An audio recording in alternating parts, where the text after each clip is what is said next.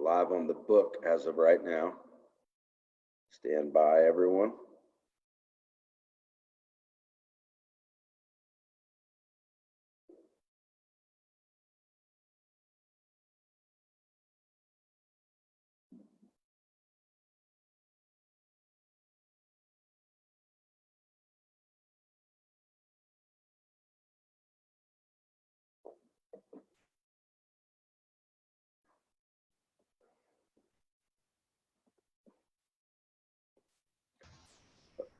Okay, here we go. It is 5 o'clock and we are sitting in the cellar. Thanks everyone for joining us. We are, God, we're probably in double digits now, maybe on the number of these that we've done, and we're kind of enjoying them, much to our collective disbelief, but we're really happy to be doing them, happy that everyone can join us. We're getting a lot of positive feedback. As per usual, let's encourage a lot of questions about the wines that we're going to be tasting today as we go. And as always, I want to welcome Nathan Candler, our wine grower for like the last 16 or 17 years, something like that. Martella is not with us today. Our founding winemaker, Michael Martella, is missing today's stream for the first time ever. So let's, if Todd and Joy are on here, let's talk a lot of smack about Martella for sure. And I want to welcome Paul Carayas. He is a noted bon vivant, good guy to hang out with, and wine director and sommelier of a few notable spots, currently at Chez TJ when they reopen, which we're all eagerly awaiting. Thank you, everybody. Thank you. Thanks, Paul. Thanks, Nathan. Thanks, Michael, for abandoning us wherever you are.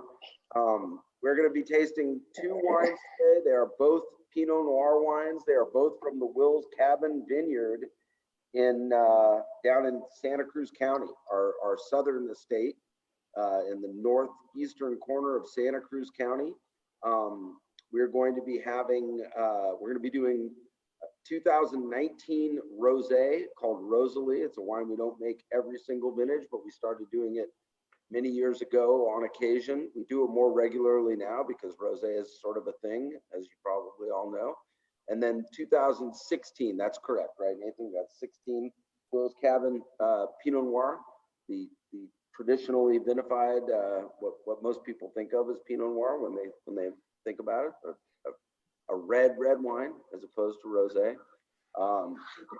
Nathan, you want to? Well, I guess Nathan's going to pour. When Nathan's done pouring, he'll tell you a little bit about these wines specifically, maybe a little bit about the vinification, and then we'll get into questions, and we'll maybe talk a little bit about the rosé program and how we started doing single vineyard Pinot Noir from this vineyard. It's a vineyard we've only owned since 2000, which for us is a new vineyard.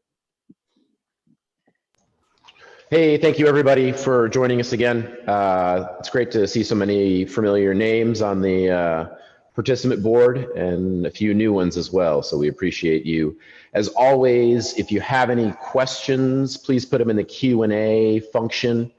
That works a little better than the chat. So please, we always say these things work better as a conversation rather than a lecture. So without further ado, I think we'll get right into the first wine, which is 2019 Rosalee. This is kind of a rosé. It's a macerated rosé from a particular section of the Will's Cabin Vineyard. So this is our second estate. So Tommy and his family purchased the Gist Ranch Vineyard, and we talked about this before in some other webinars. This was purchased in 2000. It was an old Christmas tree farm and was planted on the north-facing hill is Will's Cabin. It's about 3 acres of Pinot Noir. And then on the warmer south and west-facing exposure are the Bordeaux varieties that make up sort of the Lexington repertoire. And this rosé, or Rosalee as we call it, in honor of the matriarch of the Fogarty family, Tommy's mom, is a kind of a unique style because it's, like I said, it's a macerated rosé. So I actually kind of foot tread or kind of break up the skins and leave the skins in contact with the juice for, depending on the vintage, about a day to 2 days. And so it gives the wine a little bit more character, a little more structure, a little more depth. Anybody that knows me, I'm going to speak out of school a little bit here, but I think most rosé in California and in the world really is pretty nasty stuff. It's pretty cynically made. There's not a lot of thought made to it. You know, rosé is very trendy these days. So when I made this wine, I wanted to make something that I thought was unique and interested. And there's a group of wines in some parts of the world where rosé actually can age for a little bit. I mean, it's not something you're going to age for 20 years, but something with a few years of bottle age can develop. And it's more than just sort of like a wine that you slam back while you're at the pool and you drink it without even thinking about it. So this wine is from a particular section of the Gist Ranch from Will's Cabin. This is from a selection of Pinot Noir from Switzerland called Mariafeld. It's large bunched. Some people use it in sparkling wine production. Has really high acid. We made a red wine from it for a number of years, but I always thought the red wine is kind of clunky. Didn't really have a lot of finesse. So I was like, well, I was trying to figure out a way. We'd always blend it to our Santa Cruz Mountain Pinot, and I thought the grapes had potential. And I think this was after kind of ruminating in my head and trying to come up with something. This was what we decided upon. And I think it's been fun to work with over the years. We've played with the amount of skin contact, going from 12 hours up to 48, and this is on the higher end of things. And so it has a lot of the sort of floral, kind of almost like savory spice characteristics that you expect from some Pinot Noir rosé. That's not quite as fruit driven as other Pinot Noir rosés. Hey, Paul, I'm going to ask you to jump in. Can you tell us a little about who you are, what you do? Chez TJ, and it's a 1 Michelin star restaurant. So we have people from all over California who may or may not be familiar with it. So we'd love to hear about you and then maybe your thoughts about the wine. Yeah, sure. So my name is Paul Carayas. I've been a big fan of the Fogarty's wines for a number of years. I currently run the wine program for Michelin-rated restaurant Chez TJ in Mountain View. It's been around for 38 years now. We should have 2 stars, but we currently have 1. That's how it goes. That is true. But tell me about it. But this wine has been a passion of mine for a very long time. I've been pursuing these things for a long time. I am certified Soms with the Gilded Master Soms, pursuing advanced number of other credentials for teaching components and things. And anything that has to do with fermented grape juice, I'm in. Right on. Can you talk about rosé? Talk about your thoughts of rosé. Talk about how rosé fits into the wine program at Chez TJ and how you've seen it change maybe over the last couple of years. Sure. Well, I definitely, think, everyone can see that the trend of rosé has definitely exploded and taken off. You mentioned before, there's a lot of low quality rosé that's out there, great for porch pounding on a hot summer day, sure. But quality rosé that really has the depth and the longevity, to age for a few years, as you mentioned. Those are always beautiful, and those are kind of the rare anomaly in my opinion. But there are those places around the world that, makes fantastic rosé.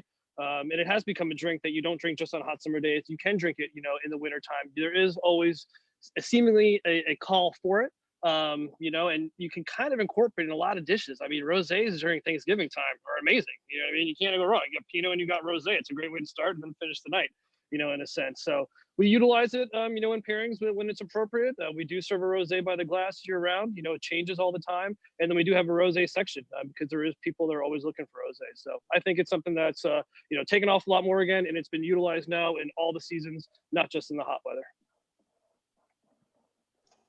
Yeah, right on. As you said, there are some parts of the world that really excel with rosé, and for this wine, I'm kind of probably mostly influenced by Pinot Noir rosés from Sancerre. Some of my favorites. Rosé is such a huge category of wine. It encompasses basically,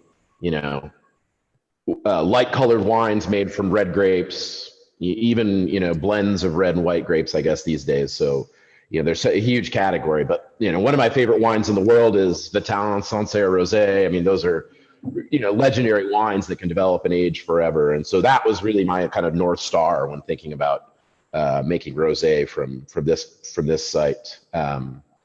I mean, this rosé is beautiful too. I mean, it's got that depth and that richness. It has the fruit, but it's not sweet by any means. It's just that nice little hint.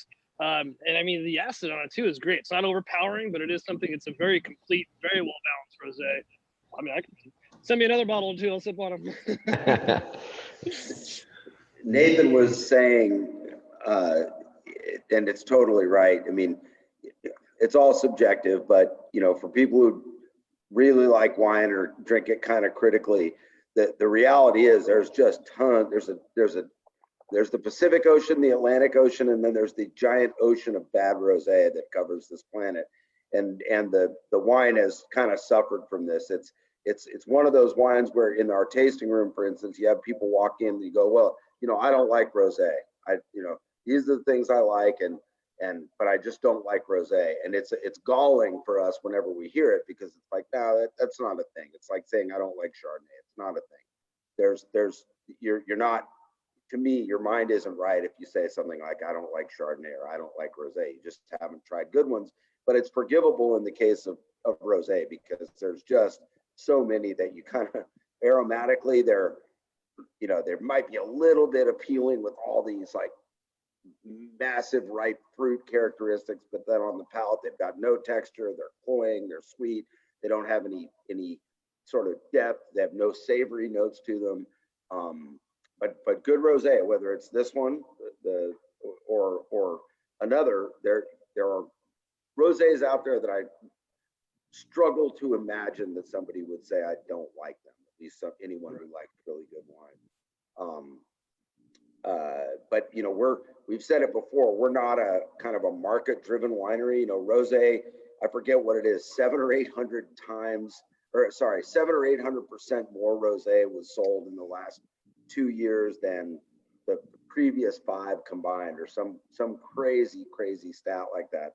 And the temptation is there to go, oh yeah, let's make a whole bunch of rosé, but to make it right and to make really good rosé, it's not easy. You have to treat it like a real wine, and it's not inexpensive to make. The wine consequently is not inexpensive to buy, but I'm really glad we didn't sort of succumb to this siren song of temptation to make a bunch of rosé. We just make this little bit of rosé that we can really be proud of. I don't taste it that often. It's really good, in my opinion. Super good. Yeah, so many of the defining of my early moments in wine were having great rosés. Like, I guess I'm old enough to say this now, but when I first started drinking wine, rosé was certainly not as cool as it is now. Rosé was kind of thought of as like, this is something your grandmother might drink. But having been lucky enough to travel to parts of Southern Europe, I mean, when you're in the Mediterranean, there's really kind of not a lot of better options, for the food, for the climate. We've talked a little bit before about climate, like what the weather's like and how that affects wine. Today is the hottest day of the year here at the winery. We hit about 86 degrees in the vineyard, and it's been so cold that 86 felt like 106. So today is a perfect rosé day. And again, this is a little bit on the more structured and full-bodied style maybe for rosé, but again, we think it's got enough acidity and freshness and balance. So let's delve into a few questions. Let me take that first question, if I may. Yeah. Alex, yes, I'll call it an ascot. This is my personal protection ascot. This is PPA.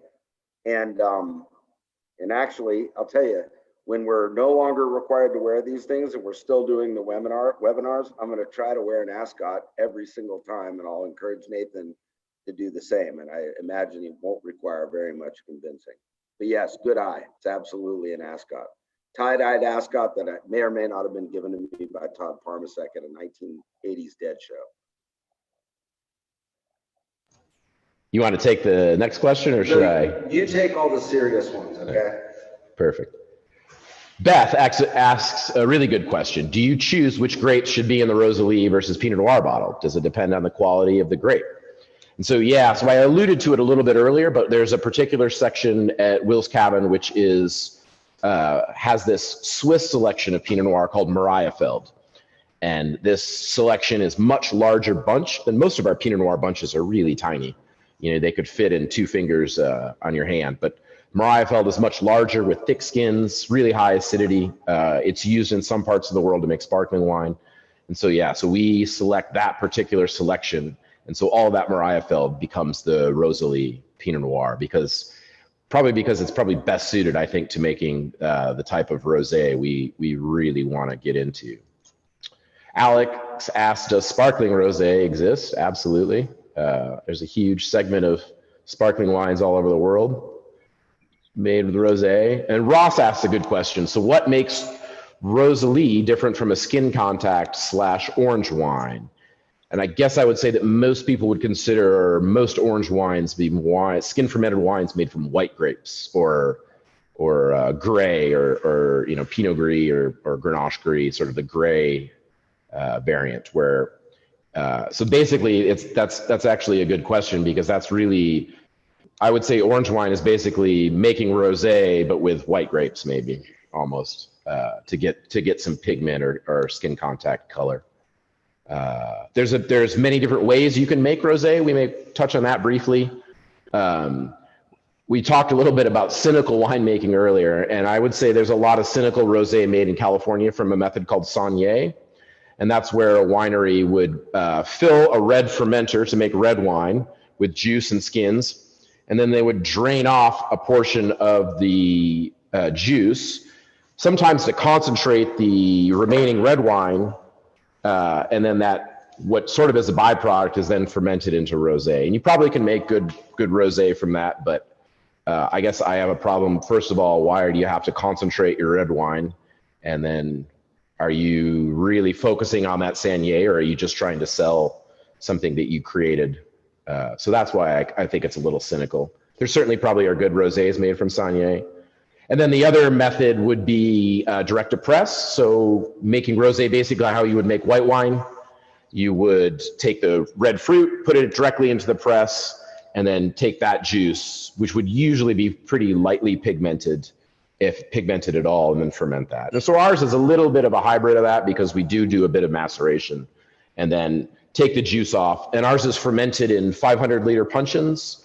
It goes through a little bit of malolactic fermentation after primary, and then goes to stainless steel, and it's bottled pretty early. So that the winemaking is relatively simple, but as Tommy was alluding to earlier, this isn't something that's, you know, slammed into steel, you know, bottled after a month. You know, it's given time to sort of develop and age. So yeah, I hope you guys are enjoying it. It's a wine that I always look forward to making, and it's usually one of the first wines from the previous harvest that's sort of ready to go. So I always think it's kind of a neat way to reflect on the 19 vintage and to kind of see how the wines, you know, the very earliest wines are showing. So quite fun. You know, I actually have a question for you, Nathan. Going back to the clone, the Mariafeld. When you know, I had never heard of Mariafeld, and we threw it in there. And how much did you anticipate that would be an ideal clone for rosé? I mean, I know that it's I mean, we maybe shouldn't call it experimental, but we certainly didn't graft it in knowing for sure what we were going to get. But what was how did you feel like that was going to relate to a potential rosé program? One of the reasons we planted it to begin with was because it's a really high acid selection of Pinot Noir, and Gist, the Will's Cabin site, is a little bit warmer than the site we farm here. So I was always a little bit concerned that the wines from there, it turns out it hasn't been the case, maybe because the sandstone soils there are so intense, I think, and really show through in the wine. But so we have a lot of Swan and Mount Eden, which are a little bit on the lower acid sides of Pinot Noir selections. And we also planted basically 5 different selections. So it was a little bit of a hodgepodge. And so it wasn't a selection I was super familiar with. And so it was a little bit experimental. And again, as I said, when we made the red wine from it, it was always really good wine. It sort of didn't play well when we made the Will's Cabin blend. It really feel like it's where the other selections, primarily Swan and Mount Eden, that made up the Will's Cabin, those really to me seemed like they transmitted the terroir of the site. And so when you tasted those, I was like, oh wow, these really taste like what I think of as Will's Cabin. But when I tasted the red wine made from Mariafeld, I kind of just was like, wow, this sort of just tastes like Mariafeld. Very darkly fruited, really intense, almost like boysenberry, bright acidity, a little bit blocky structure.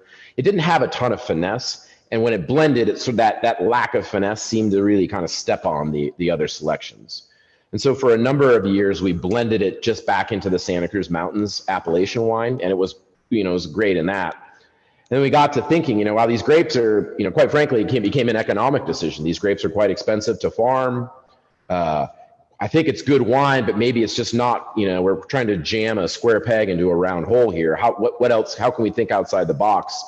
And we Michael and I over the course of many years had sort of made rosé on and off. It wasn't really a kind of an annual part of our winemaking program. And so we talked, with the history of having made Rosalee years ago, we thought it'd be kind of fun to bring that back and maybe what would make that wine. And it just, all the pieces sort of fell into place and we got the idea. And I think 16 was the first vintage of the Rosalee 2.0. And it seemed to have worked pretty well since then.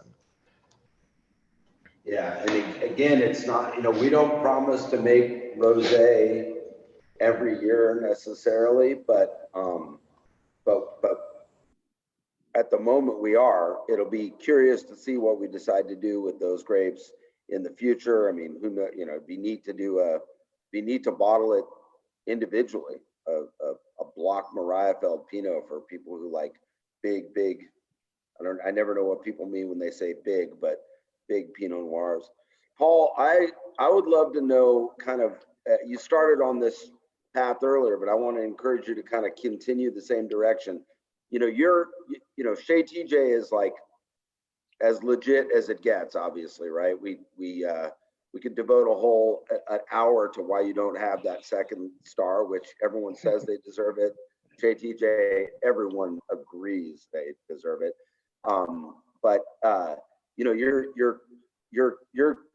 giving your clients, your diners, the benefit of the doubt. You're not trying to sell anything. You're not trying to you're not trying to prove anything with your list. You're beyond reproach. You're all that. How do you guide people towards a rosé if you think it's appropriate, given what they're telling you that they want, given what they've ordered, what they're going to be having for dinner? Like, I'm curious how those conversations go. And actually, when we talked about having you on here, I forgot that you guys had a rosé section, but that's cool. Yeah, totally. I mean, it really just, again, building that, initial rapport with the customer. I tend to try to do that within the first 30 seconds to a minute. And once you kind of have that basis and the customer, believes and agrees that I'm not here just to shove something down your throat. I'm here just to accommodate and give you what you're looking for. Or maybe, turn you on to something that you might not have even thought of. But, I'm never going to gouge anybody for anything. You buy what you buy, you drink what you love.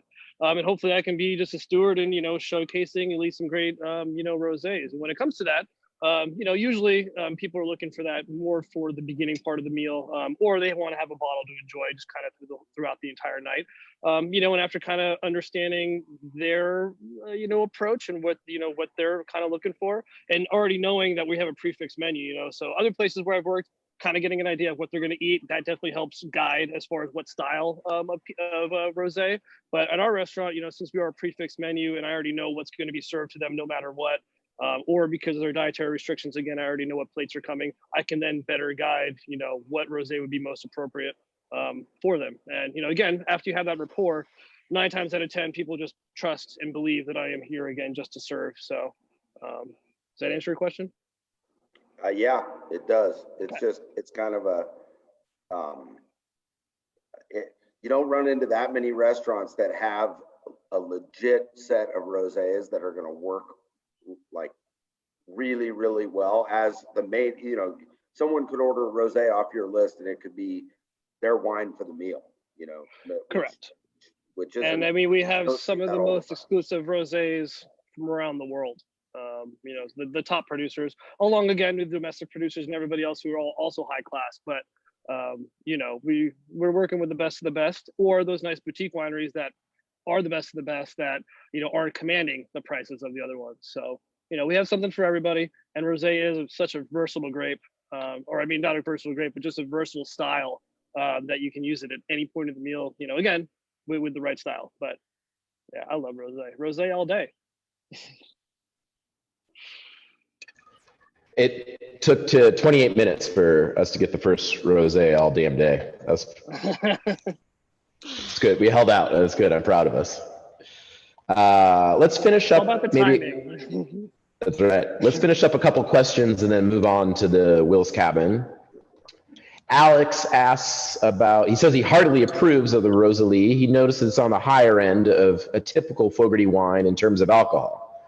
It's 13 and a half, which a little on the high side. When you ferment in a barrel, you get higher conversions. So if we would have taken those same grapes and fermented them in an open top fermenter, the resulting alcohol would probably be in the, right around 13, maybe even the high 12s. So when you ferment in a barrel, you're not allowing some of the alcohol to escape during fermentation. So that's why it's a little high. And also this selection is so high in acid that we do allow the fruit to ripen a little bit more to bring the acidity down so the wine's not quite so searing. So that may account, in this, balance is a word that people use a lot in wine. Most of the time, I think people talk about balance being, I like this wine, it's balanced, but we're really being thoughtful about balance is making sure that all the components of the wine, and when you're dealing with a wine like this, where the tannins are quite low, most of the balance will come from acidity and alcohol and a little bit of dry extract. So that accounts probably for that little bit higher than some of the other Pinot Noirs. Gordy has a good question about releasing the wines. We'll come back to that one, Gordy, when we get to the red wines, maybe, because I think that's a little more apropos. And then Beth Robinson asked, does high acidity have a broader market, perhaps because it causes people to drink more? Do you feel like you were pressured to make wines like that to be commercially successful? Which she applauds. Tommy, you want to?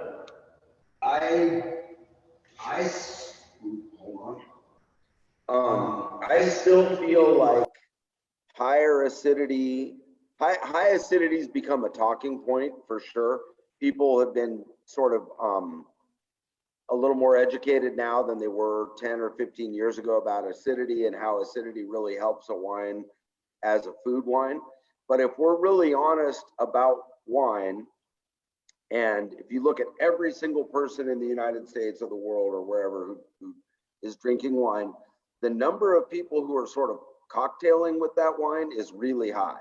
Like just having a glass of wine without a meal, not worrying about it in the context of a meal or with whatever food you're having is still really, really, really prevalent. And we of course get, our judgment gets skewed, or our ability to assess gets skewed, because we have a tasting room here, we have a reputation. Most of the people who walk into our tasting room understand wines like this. They are looking for higher acidity wines.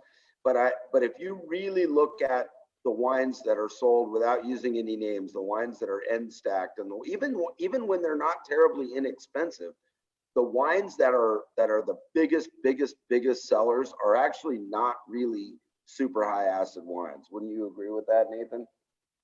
I mean, there's a place for high acid wines, but I don't feel like it's a commercial advantage, if that makes any sense. Yeah, I mean, I would agree with you on the talking point thing. I think Paul probably is better, but there's an old adage in the industry: talk dry, drink sweet. Sometimes what people say they want and what they actually like can be very different. Paul, what are your experiences with? I mean, I'm sure that's one of the challenges you you encounter as all the people time. saying one thing, but then they kind of don't really mean that, or how do you, what do you see and how do you deal with that? Yeah, no, completely. Oh, go ahead. Tommy, you muted yourself. Yep, sorry. Right. Before you answer that though, I will point out that Paul is in the business of providing wine that is going to go with like an absolutely outstanding meal. So the acidity is always going to flatter, I feel like, in that environment. But anyway, sorry to interrupt. You go ahead, Paul. So yes, but true on both points. I think with Nathan, there is that sort of situation that always tends to happen where people are thinking what they want but expressing it in different terms, and it's just because they don't have the full knowledge yet of what they're actually looking for, because maybe they haven't been taught about it. As it is something that you do have to learn and work at. As far as Tommy was saying, yes, I mean, our food is contemporary French, as far as also being a lot of Asian influence on there as well. But our food is rich, so a higher acid wine does tend to lend its hand better for those dishes. Of course, we have our other dishes that, more of our, bigger proteins and things that, a bigger wine with more tannin is obviously going to benefit that much more. But, I've worked in plenty of other restaurants, in my, 20 plus years in career of being in this hospitality industry, that acid is important in a sense, but again, it's all about that balance. You got to have all those components to make a really beautiful, complete wine. I think that sometimes a lighter white Sauvignon Blanc obviously benefits from having some higher acid in a sense, but unless you have that really great producer, that's not a wine that's you're going to lay down for an extremely long period of time, and that's something you're going to drink a little bit more in its youth, in a sense, and generally, but that does benefit from higher acid, versus something else like a Chardonnay from Chablis. Obviously higher acid is going to be beneficial, but then you have your other regions where that acid is going to make the wine a little out of balance, and Riesling, obviously great for higher acid, but again, that also just depends on where you are. So at the end of the day, I think all of the components are very important, but also at the end of the day, I think just making that complete balanced wine for the terroir that is dictated for the grapes you have and the environment that you have, and that's how you have to make that wine, again, based upon that environment, that in a sense. So does that answer the question? Yeah, right on. I think on that note, we'll wrap up the Rosalee and move on to the next wine, which is 2016 Will's Cabin Pinot Noir. So this is the red wine from the exact same vineyard. So grapes from adjacent blocks. This was, again, planted in 2000. It's the highest in elevation, Pinot Noir we farm. The very top of this vineyard is just under 2,400 feet in elevation. It's on a cool north-facing hillside, planted on really heavily fractured sandstone. So really quite sandy soils. It's an awesome place to grow Pinot Noir. And I feel like every year our winemaking becomes more in tune with the fruit that we grow there, and we're coaxing more and more nuance. I've always found this wine to be really distinctive and really intriguing, but sometimes some of the earlier vintages really seem like they need a little bit of time. It had a little bit of, really kind of fierce tannin. And I think we've learned a little bit how to be a little gentler in the extraction. And 2016 is really kind of some of the culmination of those efforts. The 15, actually, if you have any 15 Wills, that's a phenomenal wine as well. But the 16, I think, finally has all the things I love about Wills, but as it's released, it really is showing a lot more. I don't think it quite needs the age as maybe the 14 and the 13 did, which are showing great now, but when they were young, sometimes the tannins were a little bit in the 4. And here, I think the tannins are a little more subdued. This wine, to me, I mean, it sounds really trite, but you smell this wine, and to me, it could be from nowhere else other than a heavily forested vineyard in the Santa Cruz Mountains. I mean, it literally smells like a mountain vineyard. It has a lot of almost coniferous, really kind of wild, like savory, almost like sage-like aromatics. Paul, I'd love to hear from you at some point about, you're obviously one of the great restaurants sort of at the base of the Santa Cruz Mountains, so we're sort of neighbors. I would love to hear, and you have a ton of experience and know a lot about Santa Cruz Mountain wines. I'd love to hear how you know, the Santa Cruz Mountains make some of the best wines in California, Ridge Montebello, Mount Eden Chardonnay. But a lot of the people in especially in other parts of the country know nothing about it. But even here, I feel like in our backyard, we don't quite have the recognition of some of the other more famous regions, even though, you know, people who live in Mountain View, you know, could drive in 20 minutes and be at some of the great wineries here. So I'd love to hear, you know, along with your thoughts about the wine, maybe a little bit later, we could talk about, you know, how you feel about the Santa Cruz Mountains and how your customers maybe kind of perceive the region. Yeah. Oh, yeah, of course, of course. Well, you know, again, we've been around for so long, Chez TJ, and, you know, Santa Cruz is right in our backyard, just a hop, skip, and a jump. You know, and you know, you got to showcase the locals. You got to showcase your home base. And, you know, Santa Cruz Mountains makes fantastic wines, and the Fogartys have been making awesome wines since '81. So, you know, you really can't go wrong. You know, the Pinots are always slam dunks. Chardonnays are amazing. You know, the side labels of Lexington, their Cab-based wines or Bordeaux-based wines are always amazing as well. You know, the Skyline line is also really fun and delicious. You know, so they've got a plethora of things, and Santa Cruz Mountains just in general. I mean, to highlight a few of the producers, I mean, you've got Ridge, obviously, you know, one of the most recognizable producers, you know, Catherine Kennedy, along with so many other, you know, Mendigo Ridge, Big Basin. I mean, there's so many producers out in Santa Cruz Mountains that just make high quality Pinot, high quality Syrah, high quality Bordeaux. I mean, there is something for everybody, and they're scattered all throughout. I mean, you know, and producers that have been there for a very long time. I mean, Mount Eden's been there, what, since the 60s or 70s, I want to say. Or correct me if I'm wrong on that, but I know they've been there earlier than the 80s. You know, so I know that there's a lot of producers out there, and it's quality. You know, it's quality mountain fruit. You know, perfect growing conditions. You know, that it's just got those diurnal shifts in a sense. You know, it can be warm during the day, but then it has those nice cooling fogs that come in and really cool off the grapes. And because of that, you know, we also have a lot of clientele who have lived here, you know, all their lives and are familiar with that, and they want to support the locals. And they also know that they get a great bang for their buck, being that this is in their backyard and they don't have to travel up to Napa, travel up to Napa or travel down to Paso or go anywhere else. They've got everything right here in their backyard. And it's always a good place to go. You know, it's a lot more laid back than you're going to find in Napa, not as stuffy. You know, while Napa is great, you know, this is a little bit more just enjoy what you have, enjoy your people, enjoy your company, and enjoy the damn good wine. I'm going to take that baton and run with it a little bit. One of the things, we're always looking for sort of silver linings in the situation that we have going on right now, where we don't have, I mean, we're sort of, a lot of the tools have been taken from our toolbox, right? We can't have events here. We can't have people visiting our tasting room. It's been a big drag for us. The local community has been super supportive, not just of us, but of all the other local producers. And this has been an opportunity for people to learn about, like, the number of people. I don't know what the percentage is, and anyway, it would be conjecture on anybody's part to try to guess, but the amount of really conscientious top level farming that's going on in the Santa Cruz Mountains is extremely high. Now, I'm not talking to you, Paul, or about your restaurant, but Nathan, I know, is with me on this. You know who you are. We're coming for you. Yeah, you know who you are. But you go to another region, you go to restaurants in Santa Barbara, they have, their lists are covered with Santa Barbara wine. Yep. Willamette Valley, same deal.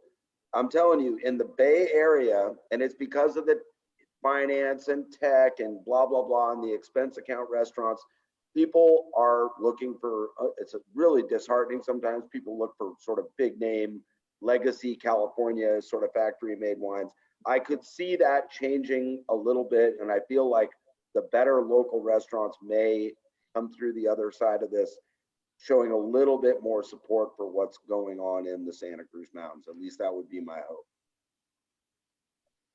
Yeah, I would hope so. I mean, you know, we're still trying to figure out our whole game plan as far as getting back into the swing of things and reopening and all that. But, you know, I mean, just to touch on what you just said, I think, you know, that there are, you know, just to, you know, name one of our, you know, competitors that we love, Manresa, Jim Ralston, you know, MS there has done a great job having a full-on Santa Cruz page that dedicated to the Santa Cruz wineries, showcasing the Santa Cruz wineries, you know, and it takes a lot of that. You know, we have our Santa Cruz sections. I don't have a full page, but I have my Santa Cruz sections designated depending on the varietal, you know, that does showcase everything, and you're well represented on there as well. But, you know, I try to push the locals as much as I can. Again, I want to continue to, you know, give the guests what they really need, but again, Santa Cruz is one of those things. If you know it, you know it, and if you don't, well, you better know, because it's one of those things, that hidden gem, yeah, if you will, and you're lucky to find it. Literally lucky to find it. All right, we'll get off our soapbox now and maybe get back to the wine. So 16 Will's Cabin. This is one of my favorite vintages of this wine. The whole cluster character of this wine is really showy today. It has a lot. I was just going to ask you that, not to cut you off. I was going to ask you if it was whole cluster, because it's got that just richness, that beautiful texture to it, slight bit of brambliness to it. But this is really well balanced Will's. This is one of my favorite vintages, I think, for sure. Yeah, mine as well. It has, I think, on average about 40% stems. Just gives the wine this kind of energy and lift. The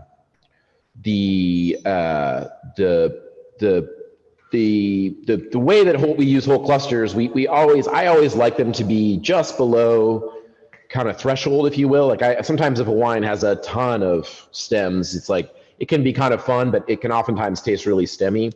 To me, this wine still tastes like Will's Cabin, but has all the extra intrigue, aromatics, that really silky texture that I love about. And this is a cool picture here to the left of the screen that shows you kind of destemmed fruit. Literally, as it says, it's fruit that's all removed from the stems. And then when you use stem inclusion, there are actual stems in the fermenter that give the wine, I think, really, when used properly, a lot of intrigue, a lot of lift, a lot of freshness. And I think whether we're good or lucky, I'm not sure, but I think we did a decent job in 16 here with Will's. So This thing's gonna age for a long time. I agree with you. Beth asks, are the flowers the ground cover? Do they add to the soil? And I'm not sure exactly, Beth, which picture you were referring to, but there are an amazing diversity of wildflowers out at Will's, and those are natural. We do seed in the rows sometimes, but we have a really hard time. Most of the cover crop seed mixes that are made in California, I don't think take into account mountain vineyards. They're more for warmer flatland vineyards. We have a really hard time with those seeds getting to take, but there's a plethora of natural wildflowers, California poppies, bluebells, that just kind of come up naturally. And they're great for attracting, beneficial insects, pollinators. We don't need the pollinators for grapes. Grapes are self-pollinating. They're hermaphrodites. Their flowers are perfect, so they have both male and female anatomy, but it's good just in general for the general diversity of our vineyards. So we don't seed those. Those yellow flowers actually become a pain because they grow all summer and they grow into the grapes. And so we eventually will weed whack them down, because otherwise they get into the fermenter, and we don't particularly, while we like them in the vineyard, I don't think we really want them in the fermentation. Yeah, those yellow flowers, and what they are exactly escapes me right now, but they are they're beautiful, but they're a big nuisance. Their stems are very fibrous, and even you have a hard time weed whacking them sometimes. And when you're mowing and you go over kind of a patch of those, you can hear the mower go as it tries to deal with them. So they're pretty burly. They're pretty burly vegetation, and they're all over. We've probably never taken photos of it like we should, but there's beautiful patches of them around the vineyard, but we actually do try to keep them out of the vineyard. There's other wildflowers that grow in the vineyard that are less. Hey, sorry, my phone started overheating. That's why the video cut out, sorry. Where are you going, Paul? I'm coming inside to have it cool off a little bit. Yeah. Yeah, sorry about that. Let's go back to Gordy's question about the holding on to the wines. It's a really it's an interesting thing, and our winery has a reputation of being, in the marketplace, you hear, oh, you're behind, you're not current vintage. I've never understood what that means, other than, I guess, in certain stores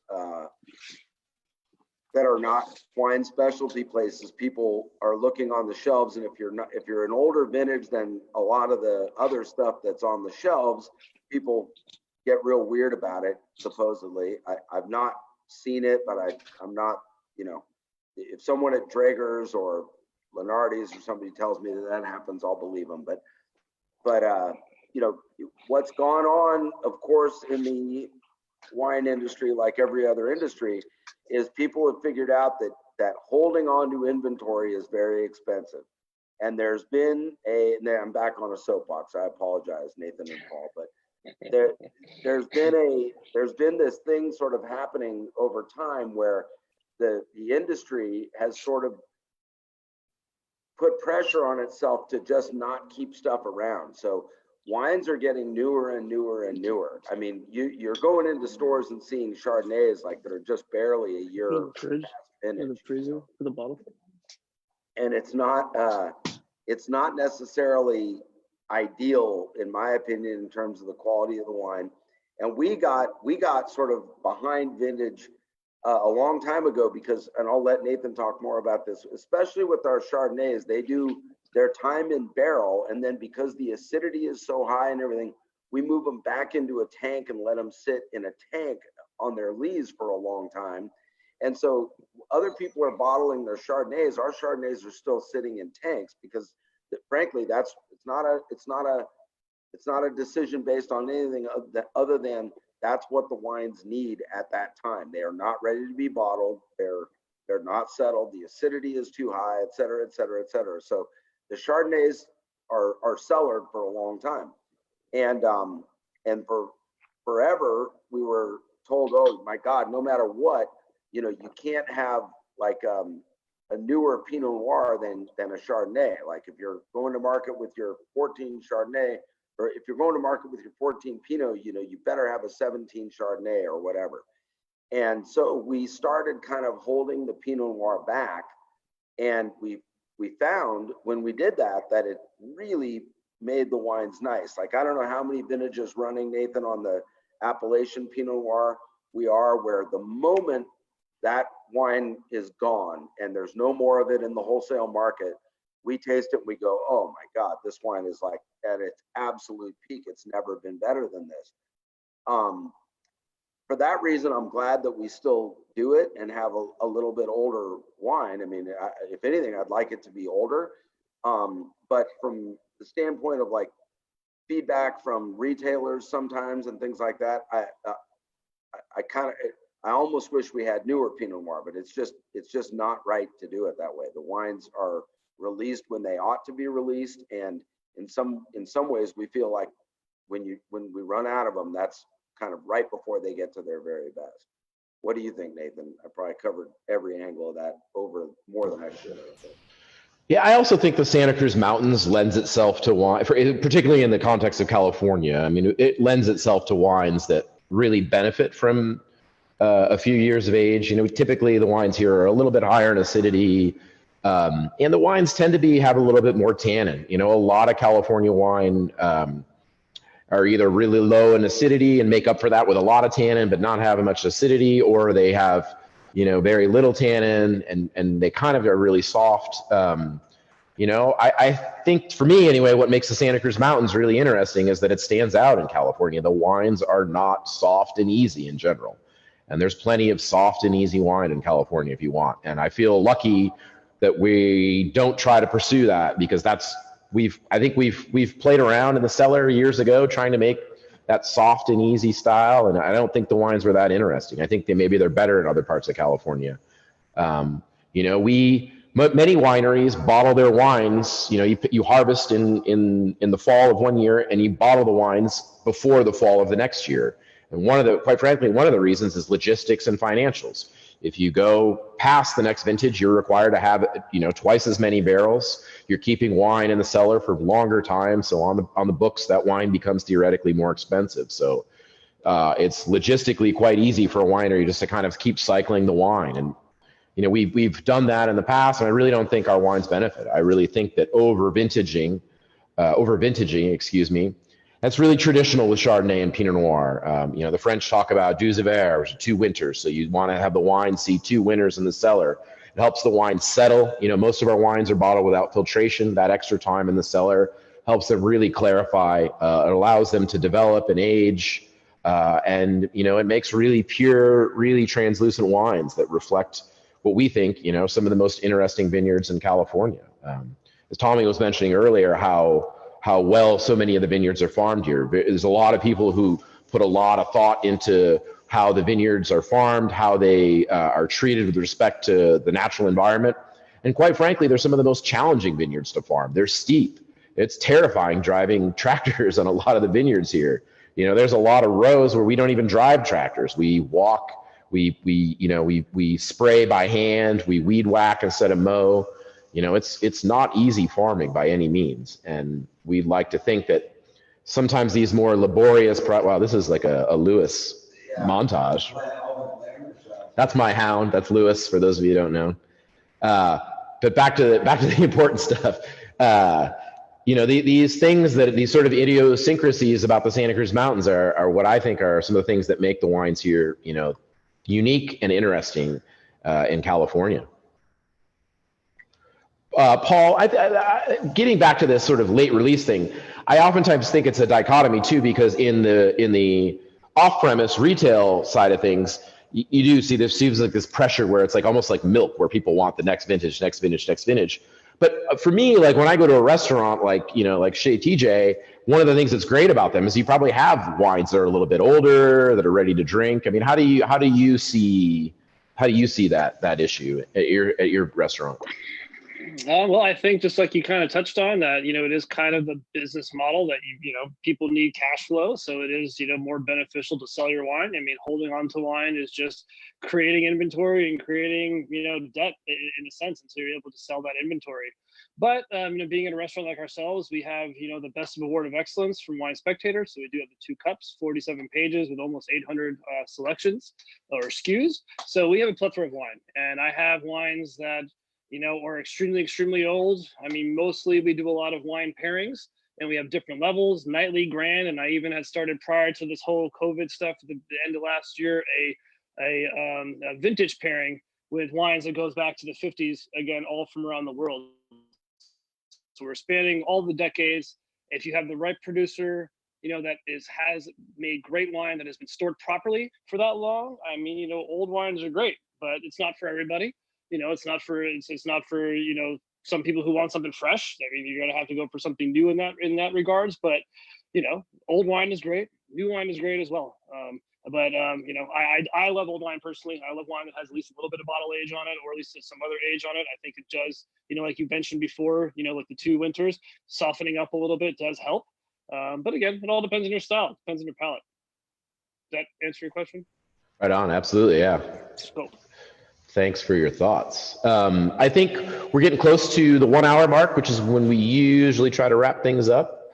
So we'll, if there's any final questions or comments, we'd love to address those before we go. We don't want to leave anybody hanging. But this is a fun tasting. Tommy, go ahead. You've got. Well, I want to address Beth's second question, which is, she's talking about our Chardonnays, and I love when we get a chance to talk with people who have a lot of like chronological perspective on our wines because they've been drinking them and trying them for a long time. And she mentions that our Chardonnays used to be kind of a little more pronounced oak, maybe a little bit richer, which I think she may be talking about a little bit lower acidity. And that is true. That's absolutely true. And I think that, and this is where you really need Martella, right? When you need Martella, you really need Martella. And right now we really need Martella to give us his perspective on the wines that he made in the 80s and the 90s. But we were like everyone else in California, and we were trying, a lot of wineries say, oh, we've always done the same thing. We've always done the same thing. In most cases, that's a lie, and I'm not going to lie. We haven't always done the same thing. For a long time, we were like a lot of California wineries, and we were trying to make California-style Chardonnay, which is a bit richer, more diacetyl, more butter, maybe a little lower acidity, maybe a little higher alcohol, a little more new oak, all that stuff. But I'll tell you, it was like trying to teach your cat to fetch or retrieve a duck, right? It just wasn't like. It wasn't that's not, you need a dog for that. Like, so over time, we sort of realized, these wines have a brightness and a texture and acidity and a kind of a focus that we should let shine through. And coincidentally, that sort of style of Chardonnay became not just safe, but sort of sought after in the state in California. So it all kind of worked out. And those are the style of the wines that we make now. They're really more food oriented wines and less cocktail oriented wines maybe than they used to be, but that's just sort of what we're doing. And also as the vines get older, you know, the skins of the berries maybe get thicker, the bunches might get a little smaller, and you have kind of more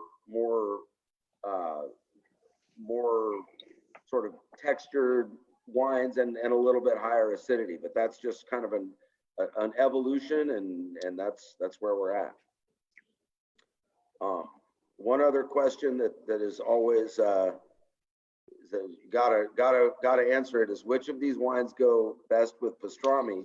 I'm gonna let Paul answer that, but my answer would be actually both, right? Well, that was gonna be my answer too. But the way the wine is gonna penetrate that pastrami. Yeah, it is all about, but pastrami is sort of fatty. It's salty, so it's all about the penetration. You need a wine that's got acidity and can dig in there. And I'm just gonna say Alex Hume, who's here in the he's joining us for this, is a very, very good friend and also one of our best customers. He's taken to slow smoking his own pastrami, and I'm a little late to the game, but I thought I was catching up, and then he delivered a pastrami the other night that I think is a bar-raising pastrami. That's a short rib, and I'll challenge anyone. Those are my smoked short ribs, and I will challenge anyone to a short rib cook-off. But I think including Todd, I know he's a cattleman from the Central Valley, but I'll go toe to toe with you, Todd. But anyway, where's my invite? You're not getting one, Paul. Come on. Your invite is forthcoming. I would love to have you come up for some pastrami. Hell yeah. But I think Alex has, at the moment, he's boom shakalaka the pastrami game. All right. I think we've cleared the board on questions. Perfect. Next Friday, we are tasting Lexington Merlot and Cab Franc. Am I right there? I believe that Dushan? Correct. We're not I think doing so. sparklings next week, right? No, I think we're doing the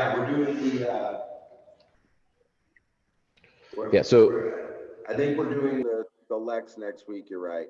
And then the sparklings the week after, maybe. Yeah, so that'll be a fun tasting. 2013 Lexington Merlot and Cabernet Franc. 13 is a really, really awesome vintage in the Santa Cruz Mountains. Going to be some really long-lived wines.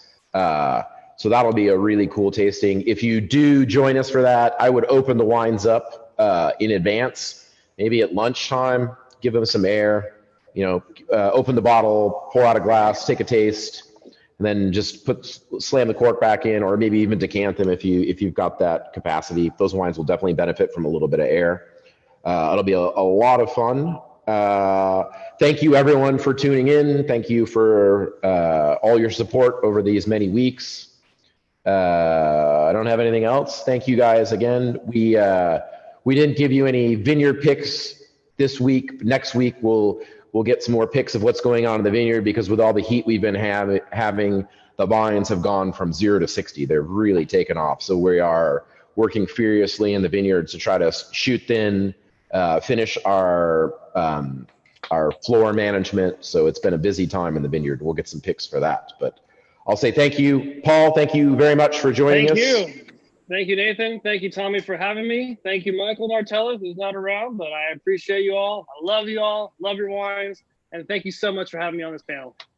Thank you, Paul. And thanks, as always, to Dushan for producing this. And we will see everyone in a week. If you are interested in getting your hands on the wines for next week, you can call us at 650-851-6777 or email us or just go to the website at fogartywinery.com. And hopefully we'll have another big group next week, and thanks a ton. Paul, hope to see you in person sooner than later. Yeah, tell me about it. Yeah, everybody go to Chez TJ when things open up. They're going to need your support, and it's a fantastic restaurant. So yes, eat, drink, and be merry. That's right. Rosé all day. All right. Good evening, everybody. We'll see you next Friday. Thank you. Cheers.